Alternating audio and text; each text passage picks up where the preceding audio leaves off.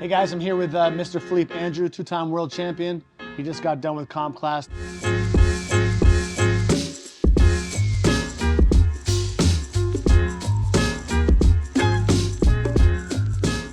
Took a few minutes out of his day to chat with us a bit. Gonna catch up with Fellipe on how we met and also how his training camp is going. He's got a pretty big match coming up for BJJ Stars in a couple of weeks, which we will be there together in Brazil.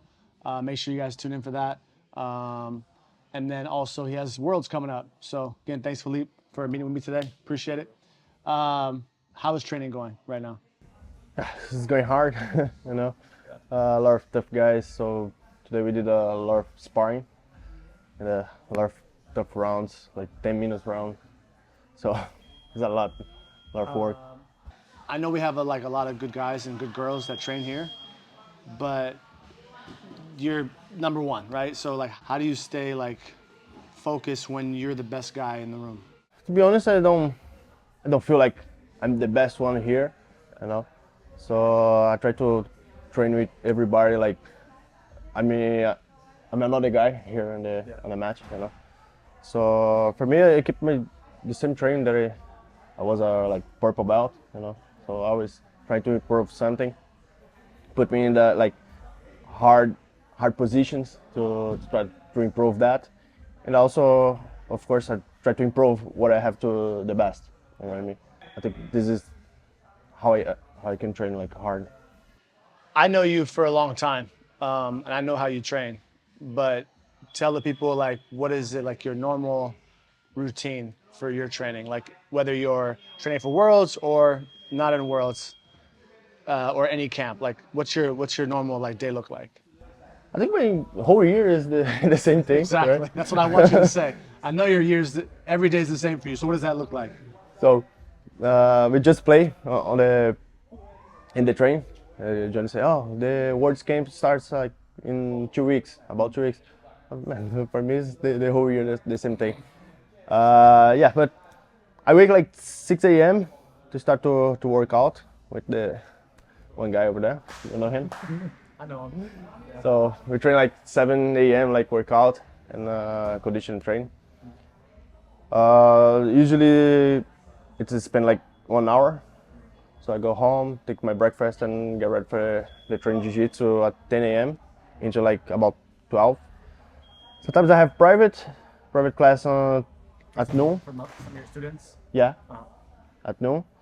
Come back to home, get some lunch and rest, and then I'm gonna go teach. Yeah, go teach from 4 to 7 usually, and go home, and every day that's the same thing. One thing I know from you, obviously being one of my best friends, is if it's again off season or not, you're still training hard, you know. And one thing I know about you a lot is if your schedule is different for some reason and you can't train, you feel like you're missing something, right? Yeah, for sure. Today I had an accident and let my phone fall on the street and the guys passed over. Oh, shit. His cell phone, he left on top of the car, and he left, the cell phone fell, and now it was in the middle of the street getting ran over on the main road, and so his phone smashed to smithereens. So that happened before training, yeah? Yeah. So I'm still worried about, but I need to come to train because I have a goal, you know. Right. So I cannot reschedule the train. So if I miss the class today, I'm gonna say, oh shit, yeah. my phone. But so right now I train and clean my mind, and everything's gonna be fine. What I learned from you all these years is that train every day if you can. You know, if you have the option to train, you're gonna train. And it's not only about hard training, right? It's about training smart. But because sometimes life, for example, today your phone or something else might be unexpected.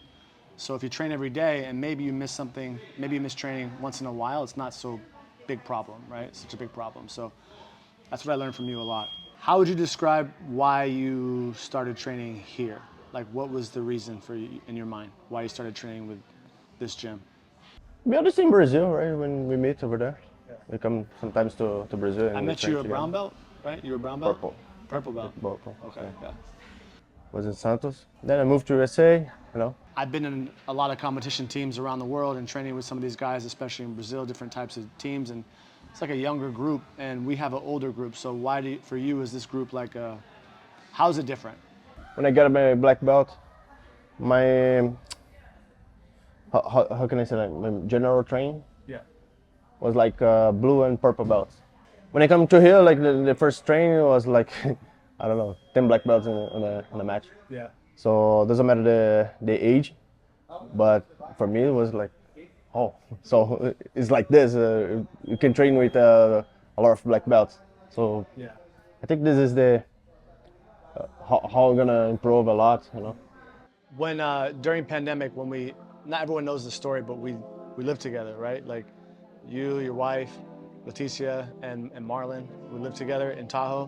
What do you remember about those times when we were staying together in the mountains? For those of you that don't know, Lake Tahoe's in the mountains here in Northern California. During pandemic, everything shut down, especially here in San Diego.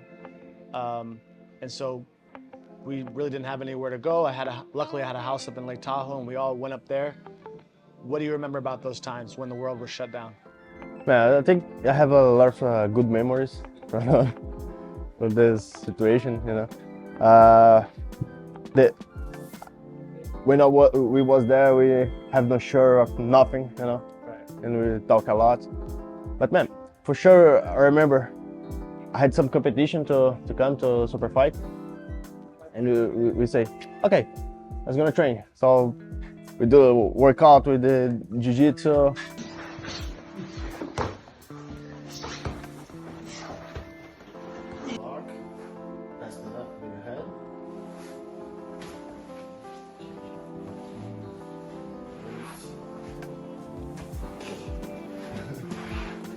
Running on the Snow. the night. Yeah, the you night, can see the nothing. snow. Just holding the lights.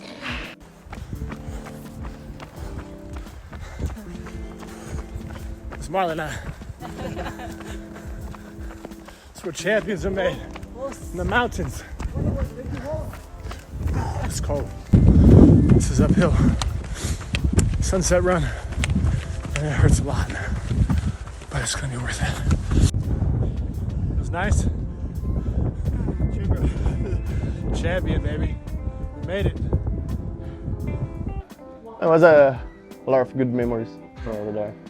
We had a 10 by 10 mat that we put two mats together downstairs, and then I think it was less than this, right? yeah, and we're just killing each other. I remember, but your hair was like crazy, like an afro. But looking back on that time, I think now we both feel the same, that we worked even when nobody was working. Yes, of course, some people were training, but like we worked harder, I think. Like you especially worked harder. We were running in the snow, we were running in the rain at night, we were running, doing sprints up the hill, you know, doing weights, we're doing competitions inside our house about who can do the most squats. Remember the death by squats? I couldn't even walk the next day, I remember. Leticia won, I think. But I want to ask you, like, how those moments then help you today? Like, what did you learn from those moments? Let's say the motivation for training, you know, at that time. So today I think like, okay, if that time I was motivated to train, why not right now? You know, so I passed I think, I don't want to say like the worst time, you know, because man, I have everything over there. But right now, my life changed a lot, you know. We talk about this like a lot, and why not right now? You know, so if I don't have nothing before, why not? Why are you gonna change the mind right now? You know, so I just keep motivated for training, try to improve with everything. Again, I know you more than the public does, but like, how do you feel now about like where you are today in your life compared to at that time? When I think for you then, you were like uncertain. You were thinking maybe you're gonna go back to Brazil, remember? You're like, maybe Bobby, I have to go back to Brazil, and maybe I need to live there. I can't stay here. And like, at that time, it was not in a good place maybe for you mentally, but now how compared to today, what's changed for you? Like, your mindset today compared to then? That day, you thought about to come back to Brazil. I saw my bank account was like $700. So it was exactly the thing that I need to buy a ticket for me and Leticia to back to Yeah, Brazil. you had just enough money to buy a ticket to go home. Exactly. One way. Exactly. And no food in the airport. Take your protein bar from the house. Maybe. And today, man, it's it's another life I have today. So I want to say thank you for you because you believe in me at that times. You know, yeah, if I talk too much, I'm gonna cry here. But Don't cry. Yeah, I think there's definitely like, I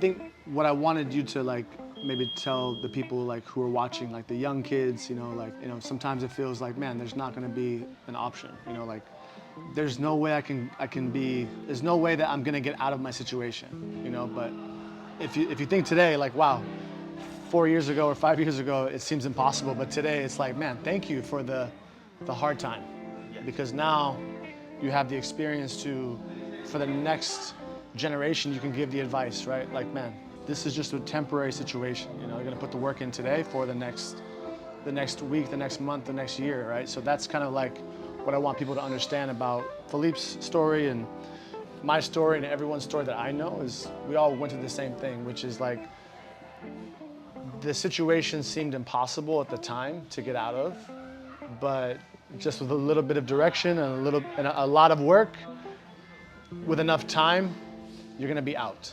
of the bad situation. So anyway, he's got to get going and do some other stuff and get to his life, but this is just a little short, brief intro to Fellipe Andrew and me. Again, one of my best friends. He's a mentor to me as well, even though we're 14 years apart.